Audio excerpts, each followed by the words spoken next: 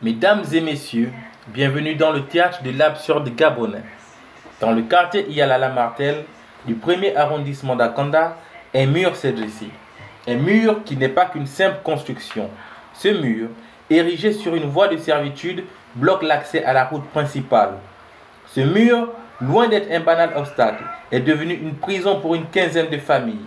Imaginez, pour sortir de chez eux, ces habitants doivent escalader ou traverser des broussailles infestées de serpents. Une situation digne d'un film d'horreur, mais qui se déroule ici, sous nos yeux, sans que personne ne bouge.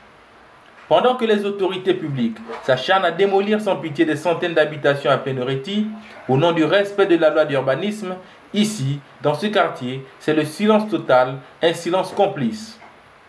Ce pan de briques appartiendrait, selon des langues bien informées, à un certain monsieur Nguema, un nom qui résonne étrangement dans les couloirs du pouvoir.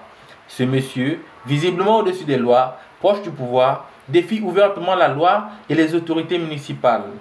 Malgré les multiples convocations, cet homme n'a jamais daigné lui-même répondre aux autorités municipales. Mieux encore, il aurait défié le président de la République lui-même, affirmant que même Brice Clotaire Oligui Nguema ne pourrait faire tomber son mur. Un an après les promesses vaines des autorités municipales d'Akanda, rien n'a bougé. Ce mur continue de séquestrer des familles, bloque des travaux de construction, causant des pertes économiques énormes. Ah, la belle arrogance du pouvoir! Pendant qu'on démolit les pauvres, on protège les puissants. Pendant qu'on expulse les faibles, on érige des forteresses pour les proches du régime. Contactées, les autorités municipales restent muettes, sourdes aux cris de détresse des habitants.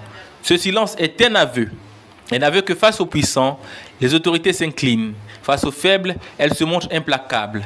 Citoyens gabonais, ne vous y trompez pas. Ce mur n'est pas qu'un obstacle physique. Ce mur est devenu le symbole d'une justice à deux vitesses, d'un État qui protège les intérêts des puissants au détriment des citoyens ordinaires. C'est un mur de l'injustice, un mur d'impunité, un mur dressé par ceux qui pensent que la loi ne s'applique qu'aux faibles. Le silence des autorités est une complicité. Il est temps de briser ce silence, de faire tomber ce mur et de réclamer une justice véritable.